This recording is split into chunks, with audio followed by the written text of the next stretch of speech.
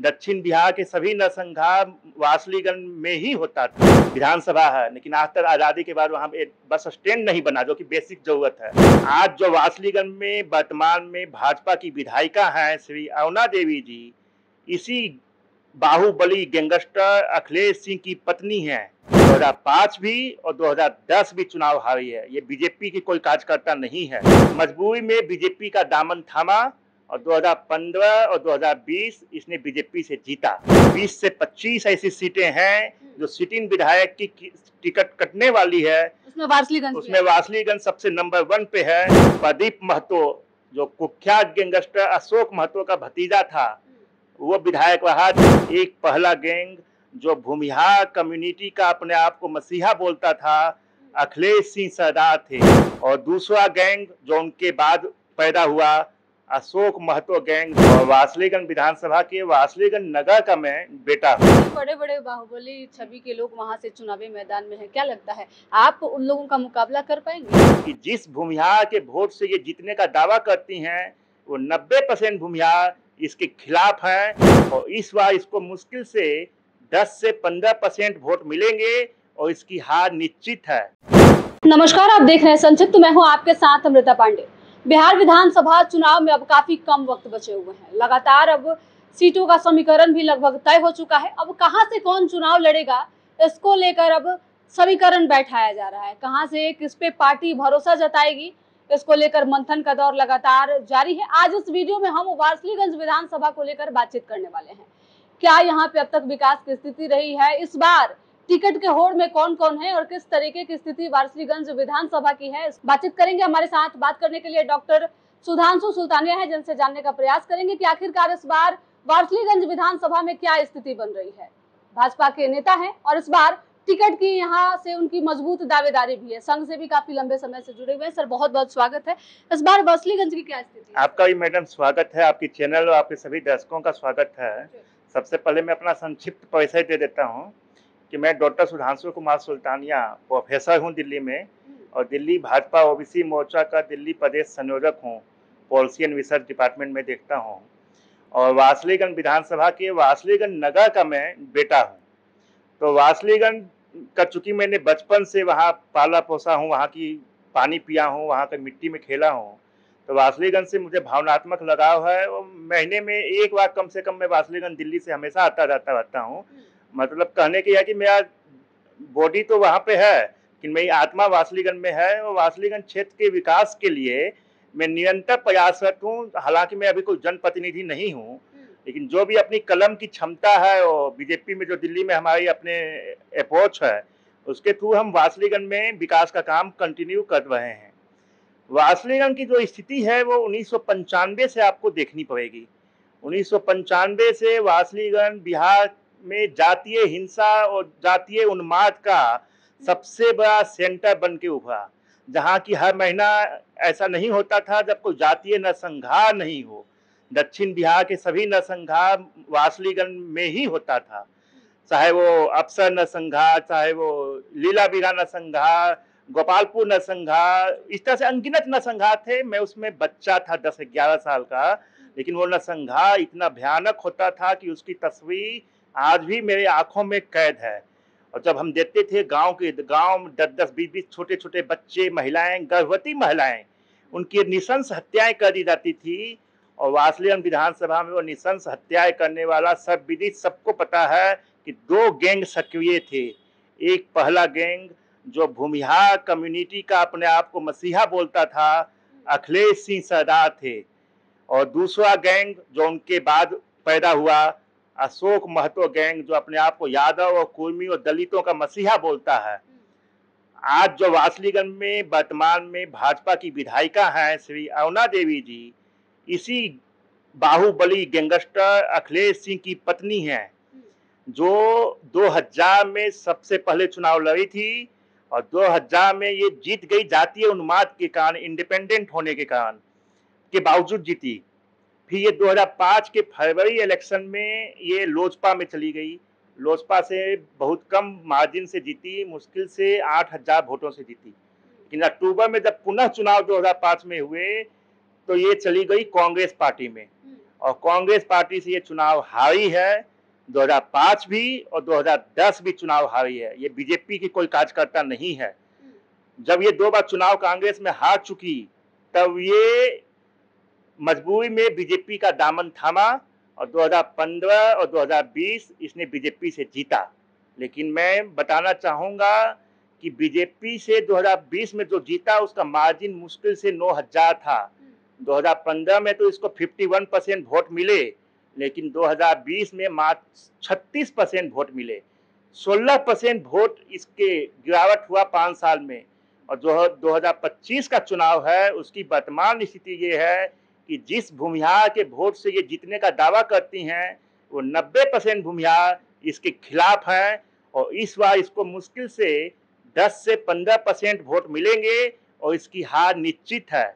और मैं जनता की मांग पे दिल्ली से वासलीगंज आया हूँ। जनता ही ने कहा कि हम 25-30 साल से परेशान हैं इन अपराधियों के बीच में फंस के। 10 साल 2005 और 2010 प्रदीप महतो जो कुख्यात गैंगस्टर अशोक महतो का भतीजा था वो विधायक रहा, जिसपे वेब सीरीज नेटफ्लिक्स की बन चुकी है खाकी द बिहार चैप्टर, जिसका एक गाना बहुत मशहूर है, आइए न हमें बिहार में ठोक देंगे कट्टा कपार में। ये वासलीगंज पे वो फिल्म बनी है। अच्छा सर, वहाँ पे अभी सिट इन सीट है भाजपा की, वहाँ से जीती हुई विधायक है, तो क्या लगता है भाजपा वहाँ से आपको टिकट देगी, आप पे भरोसा जताएगी? क्योंकि अमूमन देखा जाता है कि जहाँ से कैंडिडेट जीते हुए हैं पार्टी उन्हीं पे भरोसा जताती है। नहीं, ऐसा नहीं है। इस बार जैसा देखा जा रहा है, जैसा न्यूज में भी आ रहा है, मीडिया में भी, कि 20 से 25 ऐसी सीटें हैं जो सिट इन विधायक की टिकट कटने वाली है। उसमें वासलीगंज सबसे नंबर 1 पे है, क्योंकि एंटी इनकम्बेंसी और वहाँ का जो ग्राउंड रिपोर्टिंग है वो पार्टी तक ऊपर तक पहुंचा हुआ है, पटना से लेकर दिल्ली तक। और यहाँ तक कि जनता दल यूनाइटेड जो हमारे गठबंधन का एक हिस्सा है, उसने 2 दिन पहले अपने ऑफिशियल सोशल मीडिया लिंक से ये पोस्ट किया है कि यदि कैंडिडेट चेंज नहीं किया गया वासलीगंज में तो वासलीगंज बीजेपी जीतने का नहीं सोचे। ये जनता दल यूनाइटेड ने अपने ऑफिशियल फेसबुक पेज पे लिखा है। अच्छा, विकास की क्या स्थिति है वहाँ पे? विकास वहाँ दूर दूर तक दिखाई नहीं देता है। 15-20 साल में नहीं, क्या कहिए, 1995 से आज तक वहाँ विकास नहीं हुआ। चाहे वो 10 साल प्रदीप महतो रहे विधायक, चाहे वो 15 साल से अरुणा देवी जो अभी वर्तमान में है वो हैं। क्योंकि ये दोनों क्रिमिनल लोग, छोटे मोटे क्रिमिनल गैंगस्टर जिसको डॉन कहा जाता है फिल्मों में, उस लेवल के हैं। जनता की हिम्मत ही नहीं है कि वो अपनी समस्याएं उनके तक रख सके। यदि वो जाएंगे तो उनका भय है कि उनके साथ गोलियां चल जाएंगी, कुछ भी हो जाएगा, उनकी हत्या हो जाएगी। ये वही क्षेत्र है जहां नगर परिषद का अध्यक्ष बनने के लिए 1 साल कोई तैयार नहीं हुआ था, क्योंकि जो भी नगर परिषद का अध्यक्ष बनता था उसकी हत्या हो जाती थी। इतने बड़े बड़े बाहुबली छवि के लोग वहां से चुनावी मैदान में हैं, क्या लगता है आप उन लोगों का मुकाबला कर पाएंगे अगर पार्टी आपको टिकट देती भी है तो? वोट जनता देती है, वोट बाहुबली नहीं देते हैं। और इस बार वासलीगंज दबदबा तो रहता है ना सर क्षेत्र में? अगर दबदबा है, दबदबे पे इन्होंने 25 साल शासन कर लिया, लेकिन जनता अब 2025 है और जाग चुकी है और जनता इनके अपराध से परेशान है और जनता परिवर्तन चाहती है। तो जब जनता हमारे साथ है तो मैं क्यों नहीं जुटूंगा। सुधांशु जी, वारसलीगंज के लिए आपने क्या रोड मैप बनाया है? अगर आप वहां से चुनाव जीतते हैं, आपको पार्टी भरोसा आप पे जताती है, तो आपने क्या कुछ रोड मैप तैयार? मैंने आपको दिखाना चाहूंगा कि वारसलीगंज पे हमने 40 पॉइंट का एक घोषणा पत्र जारी कर चुका हूं सोशल मीडिया पे हर जगह, जिसमें हमने बताया है कि जीतने के बाद मैं कौन कौन से काम करूंगा। लंबी लिस्ट है। जो बेसिक सुविधाएं भी वहां पे नहीं है, वो सुविधाएं के साथ साथ ऐसा एक आदर्श विधानसभा क्षेत्र बनाऊंगा कि वारसलीगंज बिहार का सबसे विकसित विधानसभा क्षेत्र होगा। वहां पे अभी एक बस स्टैंड नहीं है, जबकि वो नगर परिषद है, विधानसभा है, लेकिन आज तक आज़ादी के बाद वहां पे एक बस स्टैंड नहीं बना, जो कि बेसिक जरूरत है। उसके कारण वारसलीगंज में जाम की समस्या ऐसी है कि 1-2 घंटा जाम लगता है, क्योंकि जितने भी बसें हैं, ऑटो हैं, रिक्शा हैं, वो मेन रोड पे ही खड़े होते हैं, वहीं से सवारी उठाते हैं, वहीं चाहे पटना की बस हो चाहे कहीं की बस हो। तो ये स्थिति है वहाँ की। वहाँ एक सब्जी मंडी नहीं है, कहने को चुंगी भी लेते हैं, वो नगर परिषद टैक्स भी लेती है, लेकिन वहाँ कुछ भी व्यवस्था नहीं है। रेलवे स्टेशन पे वहाँ किसी भी लंबी दूरी की दिल्ली और पटना की ट्रेन का कोई स्टॉपेज नहीं है, जबकि वो इतना बड़ा विधानसभा क्षेत्र है और एक ही स्टेशन है वारसलीगंज स्टेशन। इस तरह से वहाँ तो बेसिक सुविधाएं भी नहीं है। मार्केट में वहाँ पे एक शौचालय नहीं है, जहाँ पे गांव से महिलाएं आती हैं मार्केटिंग करने के लिए, तो उनको शौचालय की व्यवस्था नहीं है मार्केट में। समझ सकती हो कितनी कष्ट सहती होंगी। महिला शौचालय तो छोड़िए, पुरुष शौचालय नहीं है। सबसे बड़ी ताज्जुब की बात आपको बताऊंगा, वासुदेव विधानसभा में एक विधायक ऑफिस नहीं है। विधायक ऑफिस भी नहीं है? विधायक ऑफिस नहीं है जहाँ पे जनता अपने विधायक से जाके मिल सके। 10 साल से ये भाजपा से विधायक हैं, 5 साल इंडिपेंडेंट रहे, 15 साल में इन्होंने विधायक ऑफिस नहीं खोला है ताकि जनता से मुलाकात हो सके। यदि इनको मिलना है जनता को किसी को, तो इनके गांव 10 किलोमीटर दूर जाना पड़ेगा। वो गांव में इतना आतंक और भय का माहौल है कि वहां पे तो अच्छे अच्छे प्रशासन नहीं जाना चाहते हैं, जनता तो बहुत दूर की बात है। तो सुशासन की सरकार कही जाती है, डबल इंजन की बात होती है। अभी भी वारसलीगंज में ये स्थिति है कि खौफ से लोग उस इलाके में नहीं जाना चाहते हैं, या फिर आतंक इस तरीके से बढ़ा हुआ है? हाँ, वहाँ पे इतना खौफ है आज भी कि बताना चाहूंगा कि 25 साल में 2000 से 2025 साल में एनडीए से किसी दूसरे कैंडिडेट ने उनके खिलाफ टिकट मांगने का भी साहस नहीं दिखाया, क्योंकि उनको लगता है कि यदि हम टिकट मांगेंगे तो मुझे गोली मार दी जाएगी। मैं पहला वो व्यक्ति हूं जो 25 साल के बाद भाजपा से टिकट मांग रहा हूं, वो भी खुलेआम मांग रहा हूं। डर नहीं लग रहा है सर? नहीं, मुझे डर नहीं लग रहा है। और मैं कह रहा हूं कि यदि मेरी हत्या भी हो जाए इसमें वासुदेव के विकास के लिए, तो मैं अपने आप को शहीद मानूंगा, मुझे कोई गम नहीं होगा। तो पेशे से आप जो है वो प्रोफेसर हैं और दिल्ली में रहना होता है आपका, क्या लगता है जो वारसलीगंज की जनता है वो आप पे भरोसा जताएगी? क्योंकि आप दिल्ली में रहते हैं और पढ़े लिखे व्यक्ति हैं, प्रोफेसर हैं, और पॉलिटिक्स थोड़ा सा बिहार की जो है वो अलग लेवल की होती है। देखिए, बिहार की पॉलिटिक्स अलग होती है, लेकिन वासुदेव की जनता मुक्ति चाह रही है अपराधियों से, और अभी तक कोई वहां पे सामने ही नहीं आ रहा है मुक्ति के लिए। मैं पहला व्यक्ति हूं जो वहां पे सामने आया हूं। वासुदेव की जनता मुझे एक अवतार और उद्धारकर्ता के मुक्तिदाता के रूप में देख रही है, और जनता के कहने पे ही मैं वहां पे आया हूं। नहीं तो मुझे कोई शौक नहीं था, मैं दिल्ली में खुश था। मुझे विधायक बनने का कोई शौक नहीं है। मुझे वासुदेव का विकास करने का एक सपना है जो हमने बचपन में देखा था। आज उस सपने को मैं पूरा करने में सक्षम हूँ। तो वासुदेव की जनता के हमने कष्ट देखा है, तो मुझे बहुत दुख होता है कि हमारे वहाँ पे माता बहने बुजुर्ग बेचारे एक मतलब ओपन जेल में समझिए कैद हैं 25 सालों से। उनके घरों में नाले नहीं हैं, गांव में सड़कें नहीं हैं, वो बेचारे बोल भी नहीं सकते कि हमारे यहाँ नहीं है। सबसे समस्या तो बोल भी नहीं सकते कि हमारे यहाँ नहीं है।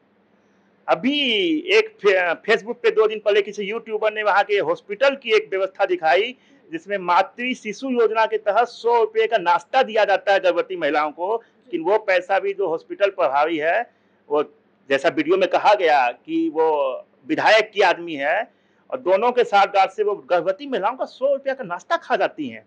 और जब उस यूट्यूबर ने अभी 2 दिन पहले दिखाने की कोशिश की, तो उस यूट्यूबर मीडिया पे उसने मानहानि का नोटिस भेजा है हॉस्पिटल ने धमकाने के लिए। तो ये स्थिति है वहाँ की, वहाँ तो मीडिया भी नहीं जाती।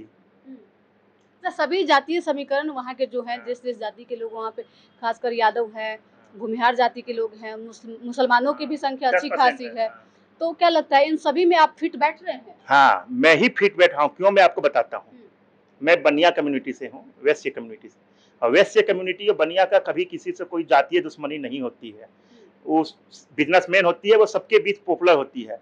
तो अभी क्या होता है वहाँ पे जातीय समीकरण में कि चूंकि अखिलेश सिंह भूमिहार कम्युनिटी से हैं और इन्होंने बहुत से यादव और कुर्मियों का नरसंहार किया था, तो वासलीगंज में अखिलेश सिंह के कारण यादव कुर्मी और दलितों का वोट बीजेपी को कभी नहीं मिलता है, क्योंकि वो अपना जातीय नरसंहार उनको याद आता है, उनकी अपनी बेटियों बहुओं की आंखों के सिंदूर और आंखों को आंसू याद आते हैं, वो नहीं देते हैं वोट।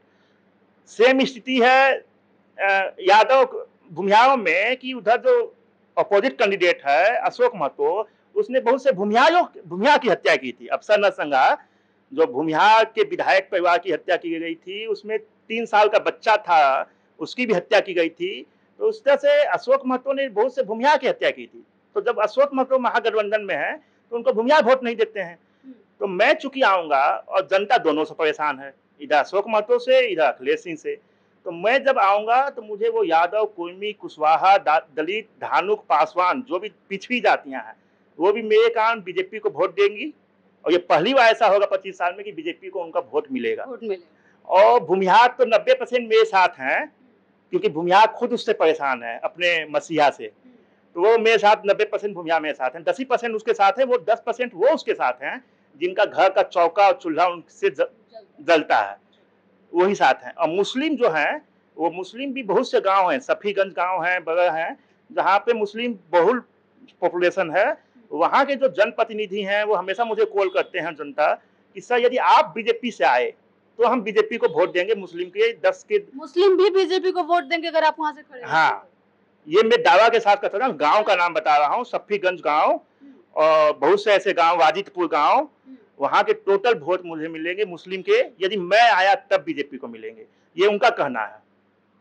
चलिए, हमारे साथ बात करने के लिए डॉक्टर सुधांशु सुल्तानिया थे, जिनसे बातचीत कर रहे थे। वारसलीगंज विधानसभा को लेकर बात कर रहे थे।